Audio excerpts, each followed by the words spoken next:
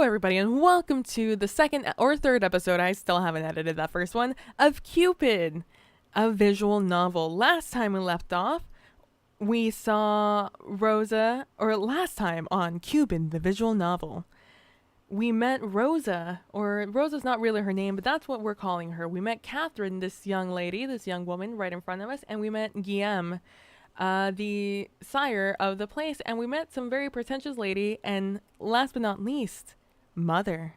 Also a priest, but he was very inconsequential to the storyline. He was exposition if nothing else. So now we start off with Catherine, who she sat down in front of the piano, admiring the cream and ebony keys underneath her fingers. Her own piano was broken and beaten. Father had sold his horse for it. The A3 key never played, and the strings would creak when it was cold. But it had never failed her. She knew the keys like they were her own fingers. She whispered to the new piano softly, as if coaxing a beautiful untamed animal. "Let's be friends, okay?" She saw Rosa at the far end of the podium, watching her diligently. There was a renewed vigor in her blood. She could hear the keys calling out to her. A song that would make him smile. She placed her fingers on the keys. She began to play.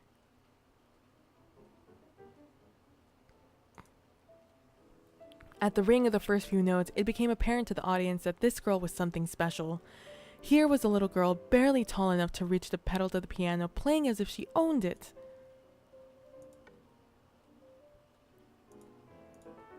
Let's just raise that up a little bit. There were times she'd miss a note or two, but that didn't matter. She played the song to make someone smile, and it touched everyone present. Her musical skill was far beyond her years. Her fingers caressed the keys as if she was making a flower crown, carefully weaving the petals. She knew the correct way to tie the leaves so they wouldn't tear like all the smart little girls did. As the piano sang under her hands, Catherine seemed to disappear right in front of the audience's eyes. She was a vision, after all, somebody leading them down a dream. Sorry for the train outside. A dream of a garden, the springtime, the shade of a tree on a windy day. The couples in the audience tightened their grips on their hands of their partners. Some closed their eyes and let the magic, the music saturate their souls. Sweet memories of youth, a first love, the yawn of a newborn. Rosa's eyes shone as she stared at Catherine. Her heart was captured by this image of her, a young girl swaying her head to the music, smiling as the notes poured out of her. She couldn't take her eye away from Catherine's glowing face. Was this happiness? Was this love? She looked like she was in love. And she was, wasn't she? In her innocence, she was still in love with life. In love with her family, with her pets, in love with every new discovery. She was full of hope. It was a bittersweet feeling for Rosa. A happy teardrop rolled down her cheek. She wanted to warm herself in that hope if she could. In the audience, Guilleme and Catherine's father sat beside each other. "Sir Perrine, your daughter is amazing." "She is, she is, isn't she? I mean, pardon my arrogance, my liege. I am a very proud father, you see." "No pardon necessary, sire." "Has she found a sponsor yet?"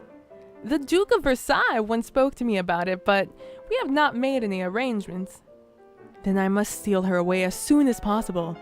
"Sire, I'd like to be Catherine's primary sponsor, if that is all right with you." Why, sire?" "And to further cement my status, the piano she is playing right now, it is hers. I bought it for her." Francois's eyes widened in astonishment. That is..." Francois gulped. "That is beyond generous, sire." Guilleme smiled. "Well, I must make it hard for you to refuse me, you see. I took the opportunity of asking you outright. You see, the Duke might offer you an extravagant piano plated in gold. In that case, I have no choice but to humbly concede." What?" "I am kidding. The Duke of Versailles is the worst miser you'll ever meet." The men chuckled. "Of course, I shall be paying for her musical tutoring as required, along with an ample stipend to accommodate your family." You don't have to look so surprised, Monsieur Perrine. Your daughter is a star. There is an effervescence about her that enraptures the soul. There's no doubt in my mind that she will succeed. Thank you deeply, my liege. Please, call me by my name, monsieur. Let me remind you, this generosity isn't without charge. Her tutoring will be done at my house. I want to monitor progress. Apart from that, I'd very much like Catherine to visit me and play from time to time. Music is one of my true passions. Her presence will benefit my mood tenfold. Of course, sire! That is a small price to pay for all your offers. On the contrary, monsieur. You don't have to decide now. Kindly think about it. Thank you, my lord, Sire Guilleme. After the performance, I know I changed Francois' voice like 12 times. I can't decide. After the performance, Catherine and Rosa went to the Marquis's garden to play. Francois and Guilleme lingered on their table, sorting out the details of Catherine's further education. Emile Perrine wandered about the crowd, searching for a familiar face. She arrived halfway through Catherine's performance, just in time to gush about her little sister's applause. Unfortunately, she couldn't find her father in the crowd. When she finally caught sight of the back of his head, she approached him hastily. Oh man, what voice will this be? Father! No. Father, there you are. I've been looking all over for you. Emily stopped as Emily, sorry. I think it's Emily. Yeah, I think it's Emily. Stopped as she saw the man her father was talking to. It was none other but the Marquis himself. She fixed her hair self-consciously and curtsied. My lord, pardon my intrusion, I didn't realize. Guillaume smiled at her kindly. You are free to intrude any time, my lady. Emily smiled back. Just as the rumor said, the Marquis was easy on the eyes. To whom do I owe the pleasure of your acquaintance? This is my eldest daughter, Emily. I keep wanting to say Emile. Emily, pardon me for not introducing her sooner. Charmed. Guillaume offered her a seat. Emily sat down across the man. Well, it seems talent and good looks runs in the family. Francois rubbed his neck. Yes, my daughters are my pride and joy. Thankfully, they both took after their mother. Surely not, Monsieur Parade. The eyes are yours, earnest and loving eyes. Emily snorted at such sappy words. Her father was clearly basking in the compliments. If this really was the famous Guilleme the rumors talked about, then he wasn't exactly much of a charmer, was he? She didn't know what all the fuss was about. The ladies in the house she worked for couldn't seem to stop talking about this man. Admittedly, there was something morbidly curious about the way he looked at people. Like, he was always distracted and could only say words that were expected of him. I'm pleased to finally meet you, sire. I've heard a lot about you on my travels. All good things, I hope. Depends on the tabloid and the day of week. Emily thought to herself and chuckled. You are a governess, I was told. Where do you work? With the Dimitri household, sire. Ah, yes. I heard you were marrying into the family soon. Oh, father, I told you not to tell anybody yet. I didn't, but you know how people talk. Word travels fast. Pardon the comment then, my lady. Please. Your betrothed is a lucky man, I'm sure. The conversation endured through the afternoon. Small talk, musical composers, their little town, Catherine's musical background, Francois' students, Emily's work. Emily played with her napkin, offering droll opinions on the particularly droll topics. All throughout the exchange, Emily observed the infamous Marquis de Gull. This was him?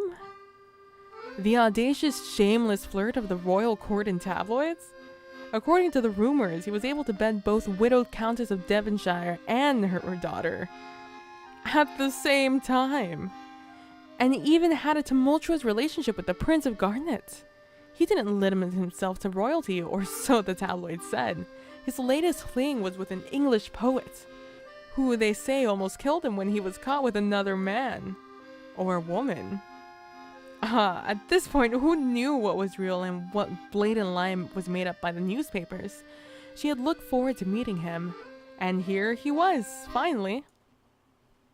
Talking about sampling the new bakery's creme brulee. She couldn't say she was disappointed, exactly, but the Marquis was depressingly normal man. Maybe even boring, Emily ventured. She watched as his gaze flickered across her hair and her nose before lazily trailing away. How infuriating.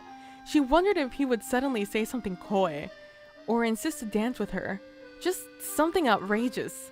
Honestly, so she could shoot him down. This man whom everyone was interested in? That would be a small victory for reasonable women everywhere. But the Marquis was nothing but polite. He did not oogle. He did not touch unnecessarily. No audacious gestures or suggestive winks of the eye. He would not even look at her for more than 2 seconds. Maybe she was not pretty enough to flirt with? Emily bit her lip. She shouldn't be thinking that. But there were also times he would quietly look into her eyes when the conversation lulled. When the words spoken were without meaning, their eyes would converse further. To Emily, he'd started to look lonely underneath the facade of caprice. He seemed tired of all the gallivanting, the rumors, and the numerous flings. We are all a little lonely, aren't we? Perhaps even he. He invited the family over to his chateau and commented on how empty the building felt sometimes. Music was his guilty pleasure. It got him through the cold nights, he said with a sad grin. How he wouldn't mind a warm soul to touch. And before she could stop herself, Emily had begun to imagine his lips on her neck. Or one of those cold nights. On one of those cold nights is what it was. Emily shook her head, trying to erase the thoughts in her mind. They were having a perfectly mundane conversation. She didn't know where those thoughts came from. Fortunately, her father didn't seem to notice. Music and loneliness struck a nerve with Francois Perdide. He had immersed himself in the music tutoring, his students and Catherine, ever since his wife had gotten sick. It had been 6 years, but sometimes the nights were cold. For Francois, the Marquis was speaking to his soul. He was a kindred spirit. He wasn't a pompous showboat like all the other royalty Catherine had played for. The Marquis even had a wine collection he wanted to show Francois. Such a down-to-earth, generous man. Emily, Emily, your face is flushed. Are you all right? I'm fine. Just the sun, probably. That was not true, of course. The afternoon sun had already lost most of its heat. Thankfully, Catherine provided a distraction. She ran towards the little handle and flung her arms around her father's torso, chattering happily about the gardens and butterflies. A young, ragged girl followed behind her. Emily wasn't sure how old the girl was. Her dirty blonde hair hid the left side of her face. You could just see the faint traces of scars peeking through. There are no scars peeking through. A surge of motherly affection caught hold of her heart. Hello there, young lady. The girl looked down at her toes, but she gave her a shy smile. I see you've made a crown of flowers. You look very pretty. Thank you, madame. Catherine gave it to me. Sister, this is Rosa. She's really nice. She knows the name of all the flowers in Sir Gilly's garden. Catherine, there you go again with your silly names. Sister, help me convince Papa to let Rosa stay with us. Catherine? Papa, please! Please let her stay with us. She doesn't have anywhere to go. Now, Catherine, that's not very nice. Rosa here is a girl. She is not a kitten you can just pluck from the streets and take home, like you always do with stray animals. Goodness knows we have all the stray cats of France living in our house. Yes, I know she's not a kitten. I know she's a girl. But shouldn't we take her home and even more so? Francois sighed. Guilleme chuckled under his breath. He was clearly enjoying this exchange. Your daughter has some very unique views, Sir Perdide. Well, Sir Gilly, what do you think? Huh? Guilleme's face lost his casual bystander look. You're a Marquis. I'm sure my father would follow your orders, right? Shouldn't we take Rosa home? Guilleme's brows furrowed at being put on the spot so suddenly. He stole a glance at Francois, who was silently pleading with him with his eyes to not humor the child. He cleared his throat. Well, I'm sure it's up to your father since he owns the house. He will have to clothe and feed Rosa, you see. Yes, but I've got that all figured out. Ever since sister moved to work, nobody minds the house anymore, and I have to wash the dishes every time. Ugh. Papa's so busy, and we always have enough food for the two of us. If Rosa stays, then I wouldn't be so lonely on my own. She'll wear sister's old clothes, and we'll mind the house when both sister and father are away. She can wash the dishes sometimes, and I'll wash them sometimes. Guilleme and Francois shared a look. And besides, if it were up to me, I'd have people take one girl home in their house and give her food. Girls don't even eat that much. Not sure about boys. She thought for a bit. But I'm sure it's not too much that people can't take them home too. One time, I ate a whole plate of potatoes and my stomach hurt. If Rosa was there, I wouldn't have eaten so much. Maybe. Guilleme couldn't help but laugh. Francois rubbed his neck in embarrassment. I'm so sorry, sire. She's very headstrong. Father, I'm sure taking Rosa in wouldn't be much trouble for us financially, yes? My new work pays better. I'm sure we can adjust. Well, about that. Perhaps if Rosa works in my household, it wouldn't be much of a burden to your family, Sire Perrine. Sir Gilly is great! You are truly a kind soul, sire. Not at all. I'm sure I need her help more than she needs mine. Isn't that right, Rosa? In that case, I would love to offer my home to Rosa. Although I'm still worried that this is supposed to be a little bit more complicated, sire. What about her family or her friends? Are we violating any laws, perhaps? I'm not even sure. As long as it's consensual, sire, the details can be smoothed out later. The girl was quiet the whole time. She was looking at her toes or at Catherine. Rosa, do you have any family, relatives, or friends you stay with? No, sire. My mother died a long time ago, but she guides me always. So please don't be compelled to mind me. No, don't go back to the streets, Rosa.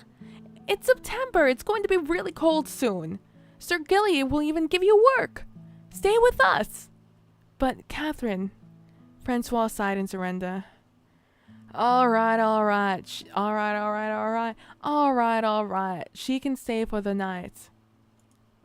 Papa! Just for tonight. Then we'll see if she wants to stay for longer. Catherine, you cannot hold people in that place just because you want them there. Do you understand? If Rosa wants to leave, she may leave, but you cannot keep her like an object. Guilleme cleared her throat. That is sound advice, Sire Perrine. Yes, Papa, I understand. Rosa, please make yourself comfortable in our home. Thank you.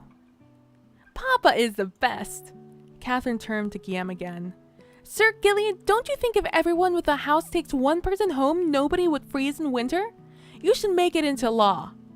They'll obey you because you're a marquis, and because you're tall. Oh, so people obey my orders just because I am tall. What a compliment. Well, you're taller than my papa at least. He'll never be a marquis. Fucking burn. Fucking brutal savage wrecked, Francois Perrine. Francois pulled on his daughter's ear with embarrassment. Catherine, mind your manners. I'm so sorry, sire. Guilleme shook his head, his eyes trailing over the Perrine family. Emily watched him curiously. The same sadness once again surfaced for the briefest moment. You have a lovely family, sire. I am quite jealous. You make me want to settle down myself someday. He chuckled. Maybe. Emily's heart skipped a beat. Did he just look at her when he said that? She couldn't be sure. Catherine is perfect the way she is. It is one of the reasons why I'm very invested in her. Guilleme knelt down so that he was eye to eye with Catherine. He patted her head. You are very intelligent and kind-hearted, Catherine. You are a star. Mon étoile, étoile, I don't know. Mon étoile, toile. Oh, fuck me. Someday, I know you will change the world. At least, I like to see you try. let's leave it there. Let's leave it there for today. We're going to leave it at mother. Let's quick save right here. Save once more. Save in number 3. That's where we're leaving that for today. At Rosa talking to her mother again. I hope you guys are enjoying the series. I haven't listened to it yet, so if I have to move away from the mic at certain points, I don't know about it yet. But hopefully I'm stopping recording this batch now. So I should understand how to work with this mic by the next recording batch. So thank you guys for watching. Again, I hope you're enjoying this series of Cupid, a visual novel. Thank you guys for watching. I really appreciate it. Don't forget to be nice to each other. Don't forget to be compassionate. And I will see you guys in the next one. Bye.